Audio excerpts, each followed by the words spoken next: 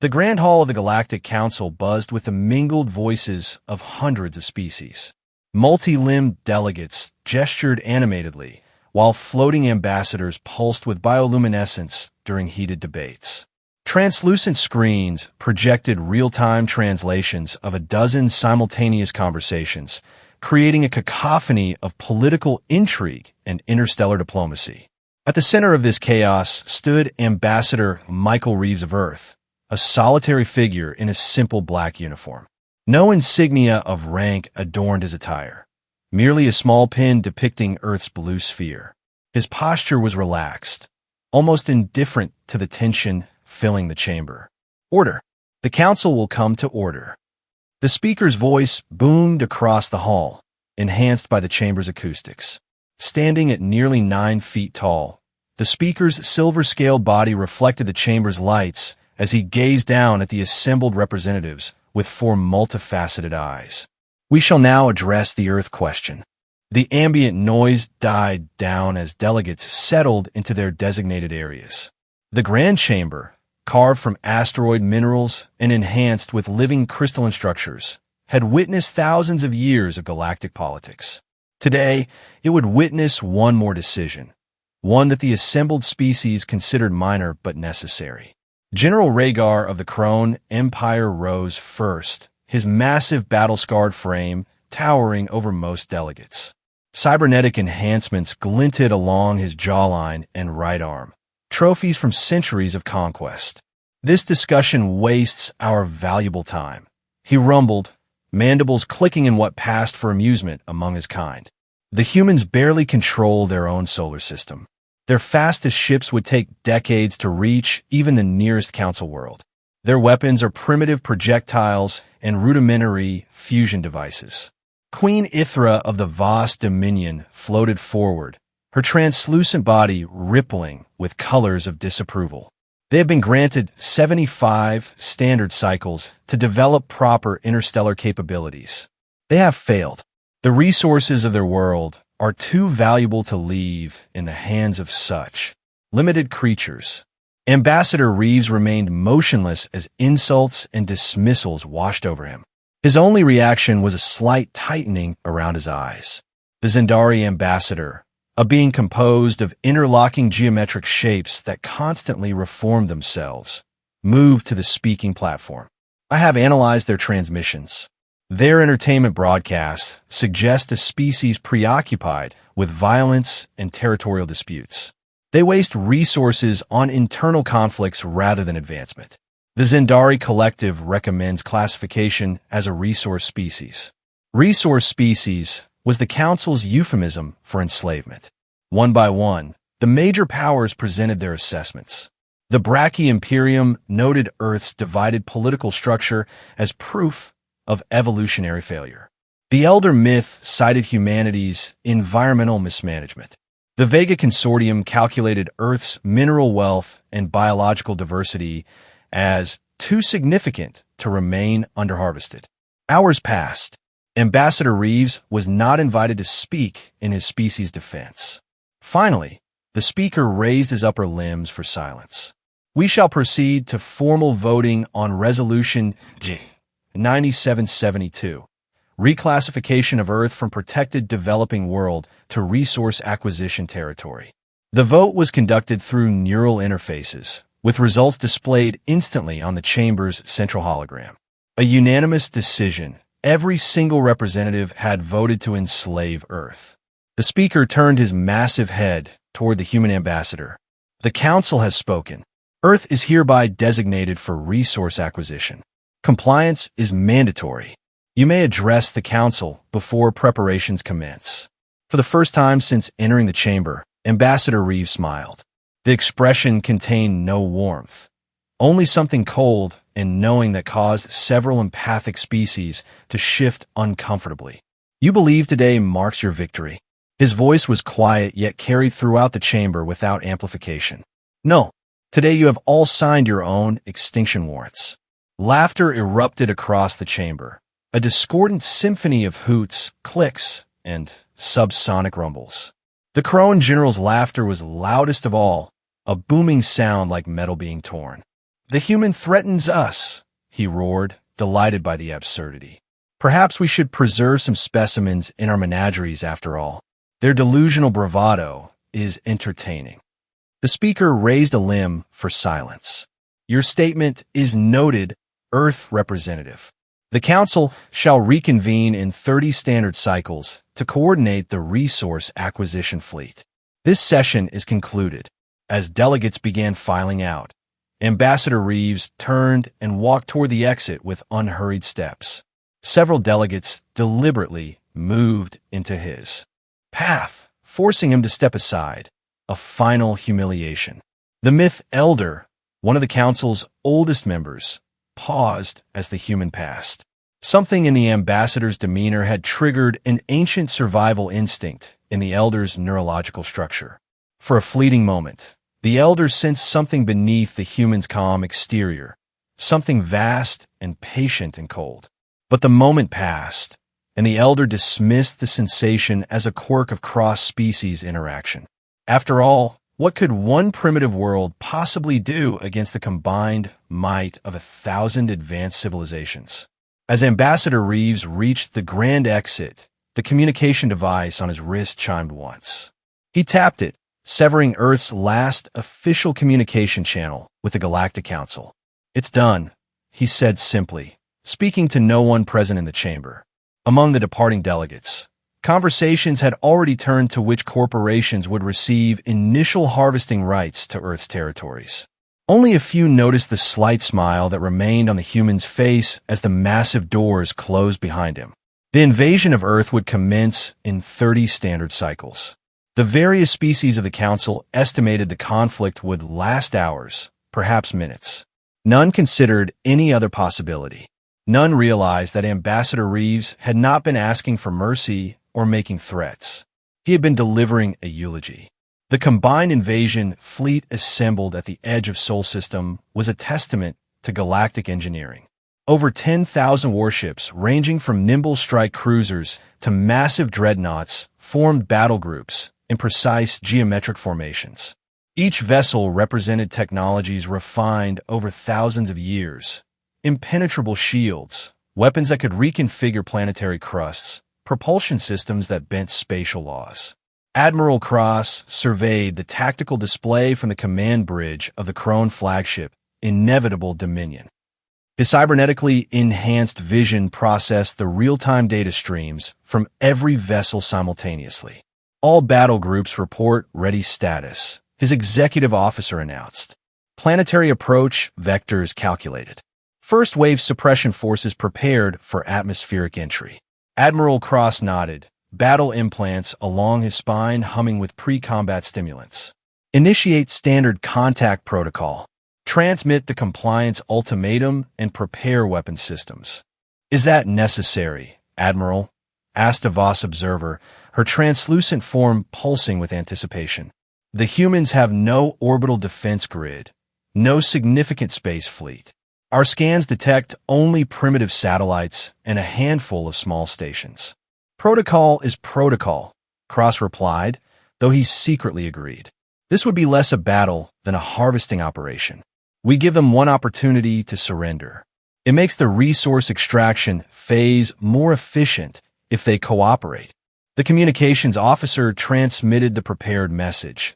"Attention, Earth governments. By unanimous decree of the Galactic Council, your world has been designated for resource acquisition. Disarm all military forces and prepare for transitional authority. Resistance will result in significant population reduction. You have 1 standard hour to comply." The fleet waited. Weapon systems remained in standby mode, while sensors monitored the planet's surface for signs of mass mobilization or nuclear launches.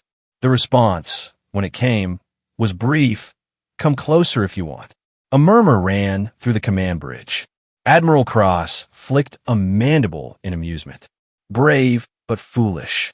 Commence the first wave. Target their primitive military installations and governmental centers. Minimal force. We want the infrastructure largely intact."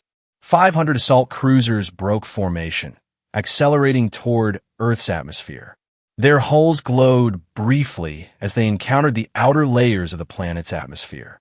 Targeting systems acquired thousands of objectives simultaneously. The first barrage of energy weapons lanced downward, powerful enough to vaporize reinforced bunkers, only to dissipate harmlessly miles above the surface.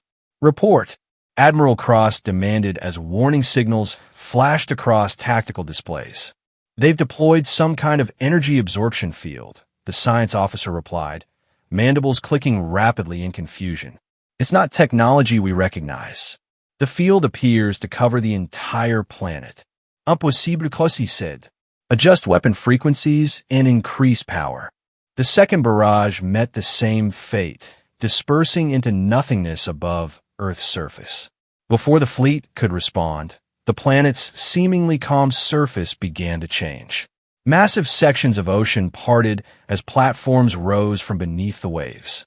Mountain ranges split open, revealing colossal structures that had been completely hidden from orbital scans.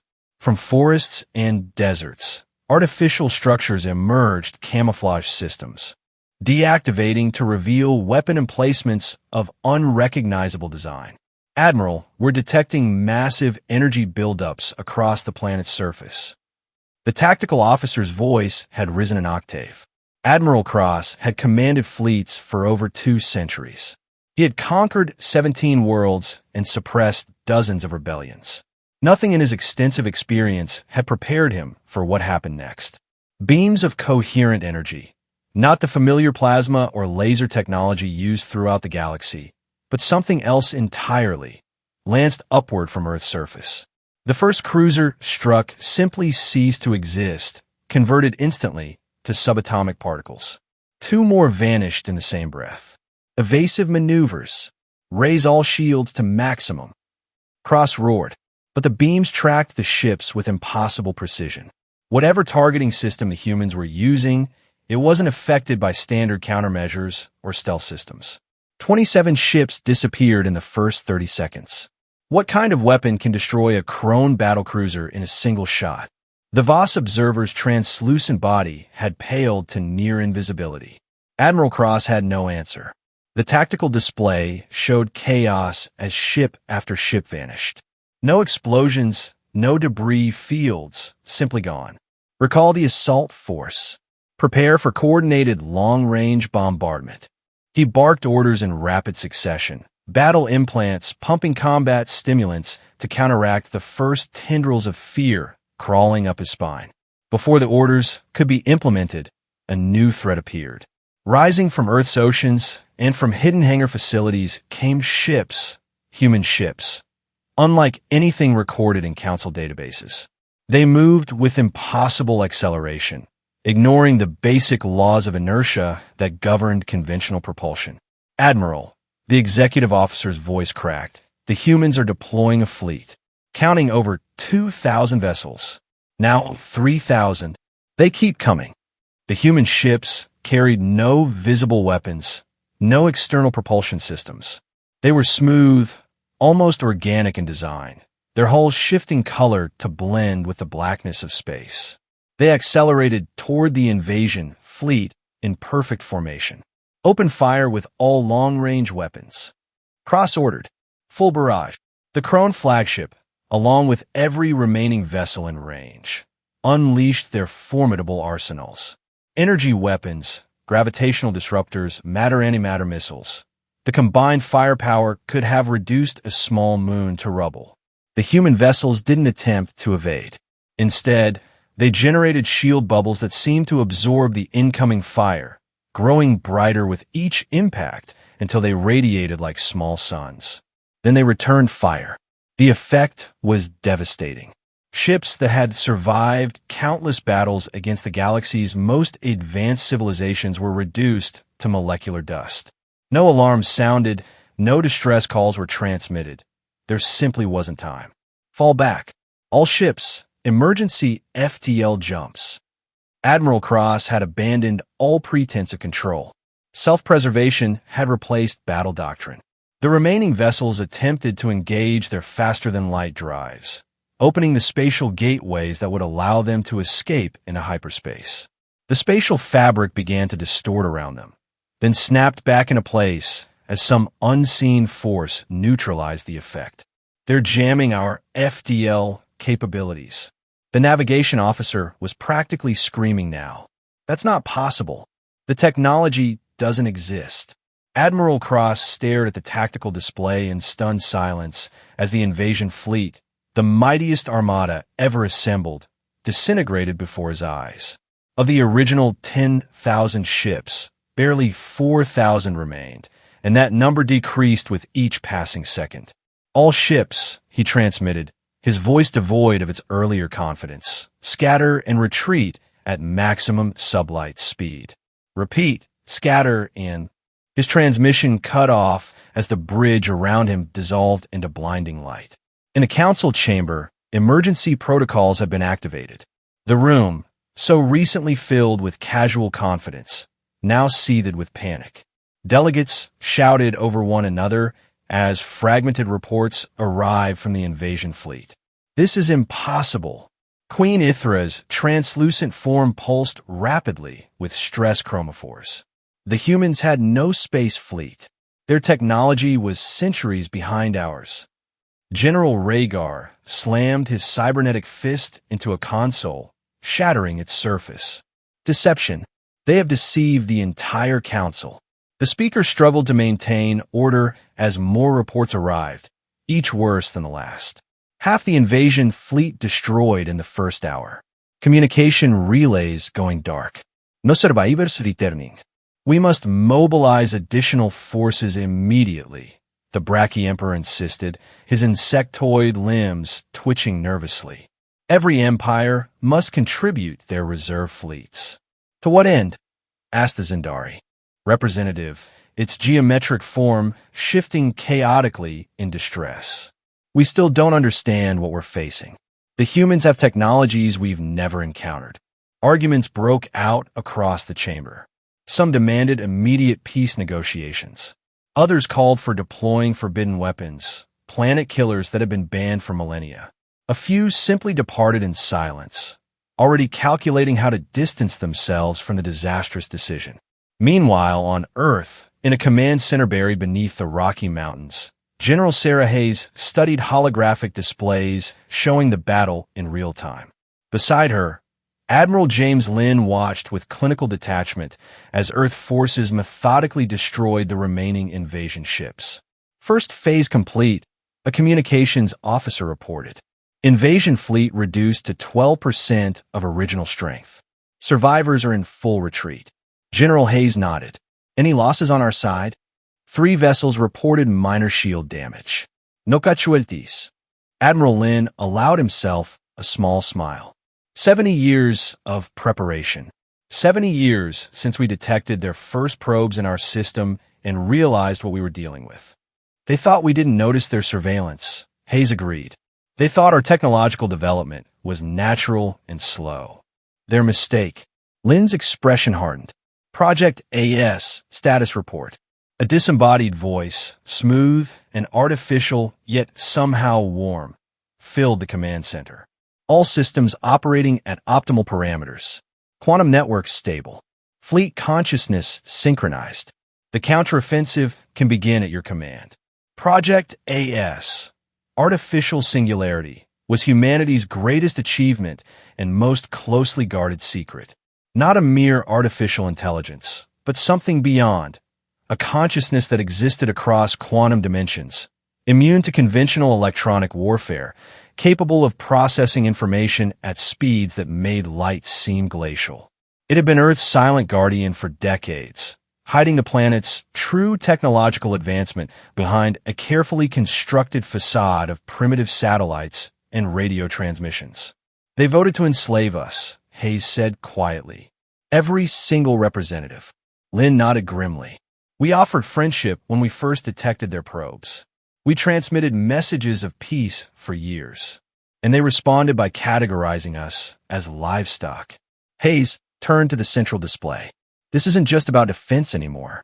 Initiate Phase 2, Retribution. The AI's voice acknowledged. Phase 2 initiated. Targeting parameters. All council worlds that voted for Earth's enslavement. Priority targets identified. Strike fleets deploying. Across Earth's surface and from hidden bases throughout the solar system, thousands more vessels emerged. Unlike the defensive fleet that had repelled the invasion, these ships were designed for a different purpose: projection of force across interstellar distances. As they assembled in Earth orbit, their hulls began to shimmer with energy. One by one, they vanished, not through conventional FTL travel, but through quantum translocation, reappearing instantly at their designated targets light years away. The era of humanity playing the victim had ended. The hunt had begun. The Gren Empire had stood for 12,000 years. Its capital world, Grinner Prime, was defended by the most sophisticated security grid in the galaxy. Orbital platforms capable of destroying fleets, planetary shields that could withstand bombardment for decades, and an automated defense system that had never been breached. It fell in under 6 hours. The attack began without warning. Quantum distortions appeared simultaneously at 300 points throughout the defense grid. Before alert systems could even activate, human vessels materialized directly within the secure zones. They didn't fire conventional weapons. Instead, they broadcast signals on frequencies that the Gren had never encountered. Signals that reached into the Empire's advanced computer networks and rewrote their fundamental operating parameters. Planetary shields collapsed. Weapon platforms turned on each other. Communication systems broadcast gibberish. The defense fleet, pride of the Empire, found their ships suddenly unresponsive, drifting lifelessly in orbit. On the surface, panic spread through the gleaming cities. The royal palace, a structure that had withstood 12 millennia of political intrigue and attempted coups, now found itself surrounded by unknown vessels that had somehow bypassed every layer of security. Emperor Zornthal, 19th of his name, who had personally voted to enslave Earth without a second thought, found himself facing human soldiers in his throne room. They wore armor unlike anything the Council had developed. Not bulky exoskeletons, but slim-fitting suits that seemed to flow like liquid while providing perfect protection. "This is an outrage," the Emperor sputtered as they approached. "The Gren Empire will not be." His words died in his throat as the soldiers parted to reveal not another soldier, but a holographic projection. A human woman in a simple military uniform materialized before the throne. "Emperor Zornthal," she said, her voice perfectly translated. "I am President Aryavas of Earth. Your empire is now under human administration. Your military has been neutralized. Your government is dissolved. Your reign is over." "Impossible," the Emperor whispered. Throughout the capital, similar scenes played out as human forces secured strategic locations with surgical precision. Within hours, footage spread throughout the galaxy. The Gren flag, symbol of one of the oldest continuous civilizations in known space, being lowered from the Imperial Palace. In its place rose the flag of Earth, a simple design showing a blue world wrapped in circling stars. The message was unmistakable. An empire that had stood for 12,000 years had fallen overnight. As news of the Gren Empire's fall spread, panic engulfed the Council worlds. Species that had never known fear now experienced it in its purest form. The Brachii Emperor ordered the immediate destruction of all records relating to the Earth vote. The Voss Queen publicly denounced the decision she had personally championed days earlier. The Zendari Collective began broadcasting peace proposals on all frequencies. None received any response from Earth. Emergency sessions of the Council devolved into chaos. Ancient rivalries resurfaced as empires accused each other of bringing this catastrophe upon them. Some suggested offering tribute, technology, territory, even their own citizens as servants, if only the humans would spare them. "We must unite our remaining forces," General Rhaegar insisted, though his earlier arrogance had evaporated. "The humans cannot defeat us all if we stand together." "You still don't understand," the Myth Elder said quietly. All eyes turned to the ancient being, whose species had witnessed the rise and fall of countless civilizations. "I sensed something when their ambassador delivered his warning. This isn't a war of conquest. It's a sentence being carried out. Before any response could be offered, the chamber's communication systems activated without authorization. On every screen appeared a simple message. You were warned. You made your choice. There will be no negotiations. Desperate for any solution, a coalition of the remaining military powers secretly assembled a last-ditch defense force. Drawing on reserve fleets and experimental weapon platforms, they gathered an armada nearly as large as the original invasion fleet. Admiral Tren of the Brachy led the force, his carapace pale with stress. We will hit their forces while they're dispersed across multiple targets, he explained to the assembled commanders. Our intelligence suggests they've committed most of their fleet to occupation duties. The plan seemed sound. The coalition had even developed countermeasures based on the fragmentary reports from the invasion debacle. Adaptive shields, randomized FTL signatures, and communication systems theoretically immune to interference. As the fleet prepared to launch, command ships received their final targeting data. Weapons officers initialized firing solutions. Navigation plotted the complex series of FTL jumps that would position them for a coordinated strike on Earth. Admiral Tren gave the order, execute jump sequence. Nothing happened. Tren repeated the order, confusion evident in his voice. Still nothing. Across the massive fleet, consoles went dark. Propulsion systems shut down. Life support continued functioning, but every offensive and defensive system became inert. On the main viewer of Tren's flagship, a message appeared. Your vessels have been compromised. Your weapons neutralized. Your engines disabled. This was your final mistake. As the message faded, new contacts appeared on the few functioning sensors. Human ships, emerging from quantum distortions directly among the helpless fleet. There was no battle, only systematic elimination. The human vessels moved methodically through the formation, destroying each ship with precision. No ultimatums, no demands for surrender, just cold, efficient execution. Admiral Tren watched in horror as his fleet, the last hope of the Council species, was erased from existence ship by ship. His final transmission, broadcast on all frequencies, contained only 3 words. We were wrong. Within days, the Galactic Council, an institution that had governed interstellar affairs for 50,000 years, ceased to exist as a functional entity. Its headquarters stood empty. Its archives were seized. Its member states either occupied by human forces or in complete disarray.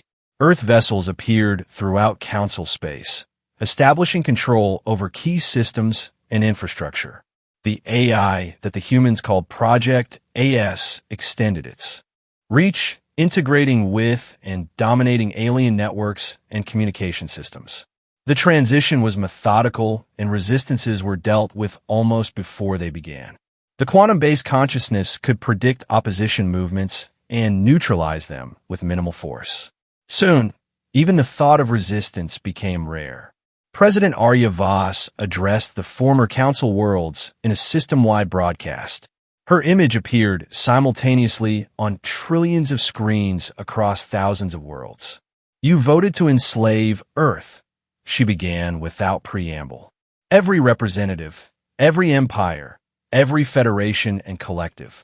You looked at a species reaching out in friendship and saw only resources to be harvested.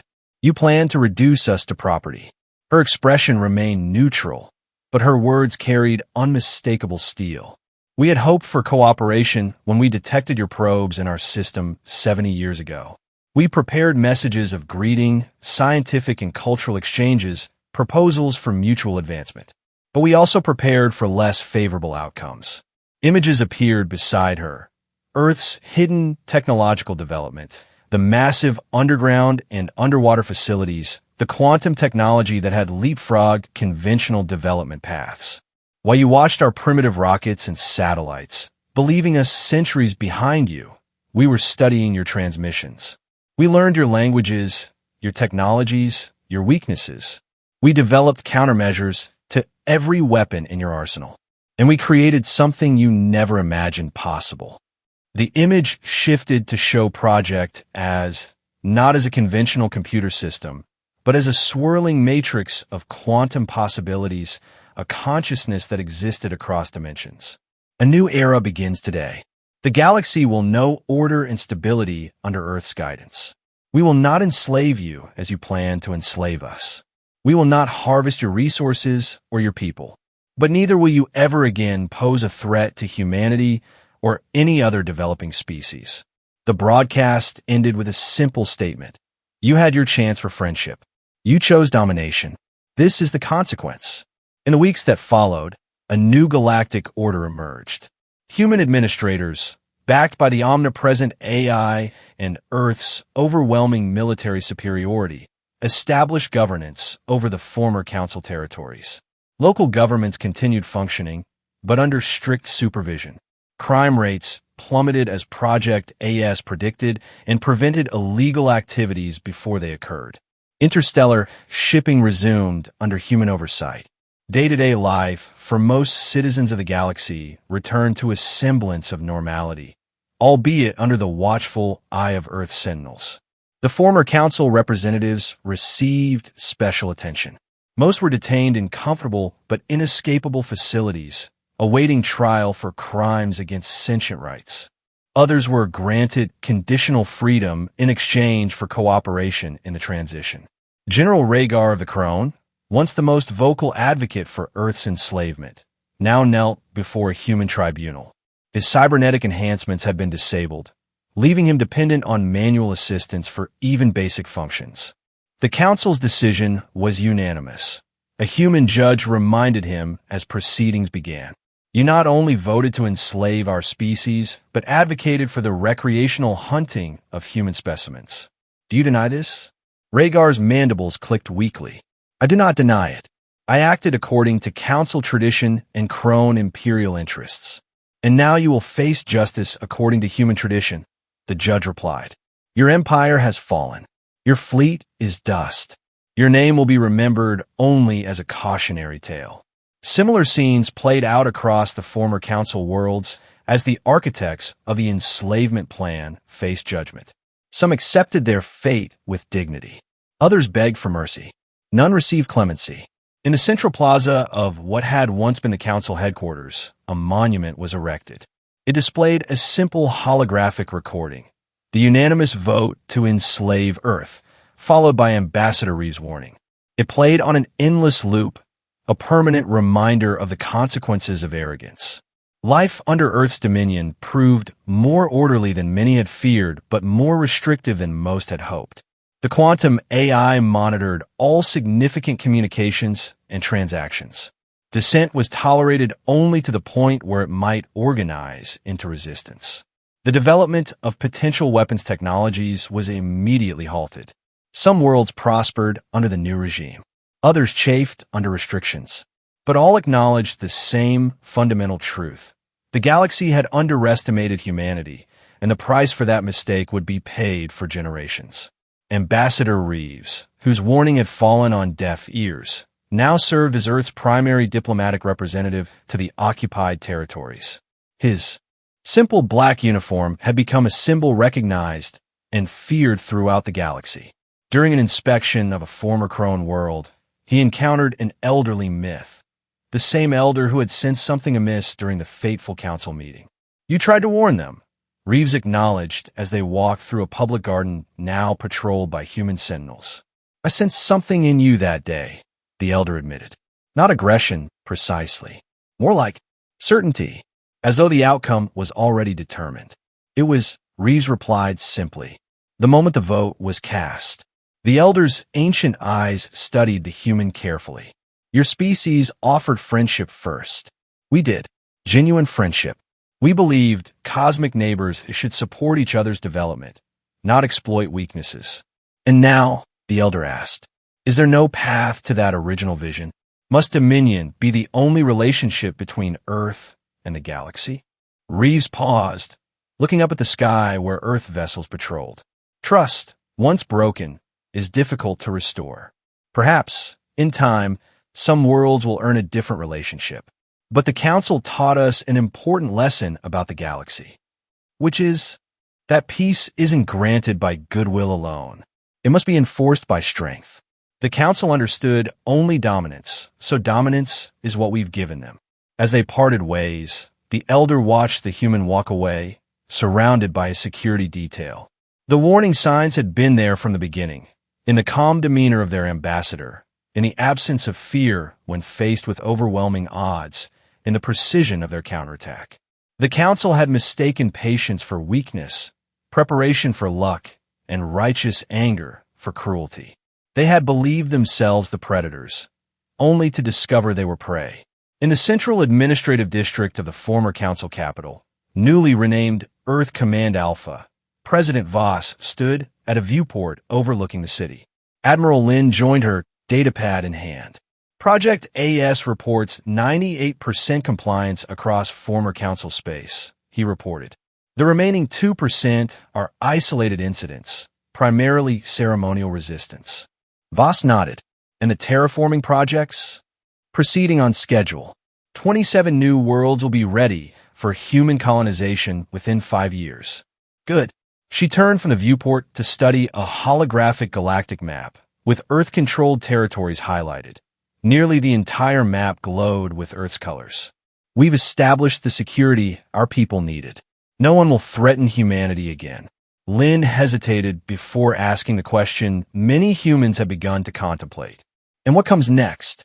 Do we remain occupiers forever? Is this the relationship we want with the galaxy? President Voss considered the question carefully. We'll maintain absolute control where necessary. But for species that demonstrate they can coexist peacefully, we'll gradually implement more collaborative governance. And the council representatives who voted against us? They made their choice, Voss said, her voice hardening. Let them serve as examples for future generations. The galaxy needs to remember what happens when you threaten Earth. As night fell across the former capital, billions of beings across thousands of worlds looked up at their skies and saw the same sight. Earth vessels in silent patrol, their quantum drives leaving faint blue trails against the darkness. For some, they represented oppression. For others, stability after chaos. For all, they served as a constant reminder of a simple truth that had been learned at devastating cost. They had all voted to enslave Earth, and now every species lived at humanity's mercy. At the former council archives, now under human control, Ambassador Reeves added a final entry to the historical record. It contained just one line, a warning for any civilization that might one day rise to challenge Earth's dominion. We extended a hand in friendship. They voted for enslavement. The consequences were inevitable. The message was encoded to last for millennia, preserved in quantum storage that would outlive the current galactic administration. Long after the participants were gone, the lesson would remain. Never underestimate humanity's capacity for retaliation when threatened. And never, ever vote to enslave Earth. On a distant world at the edge of former council space, a simple memorial had been erected. It showed a holographic image of the council chamber during that fateful vote, the moment when every representative raised their limb, appendage, or sensory cluster to approve Earth's enslavement. Beneath it, carved in the languages of 100 species, was humanity's epitaph for the old order. They all voted to enslave Earth. Now every species begs for their lives. It stood as a monument not to human cruelty, but to the consequences of galactic arrogance. A reminder that in the vast darkness between stars, there are some lines that should never be crossed, and some warnings that should never be ignored.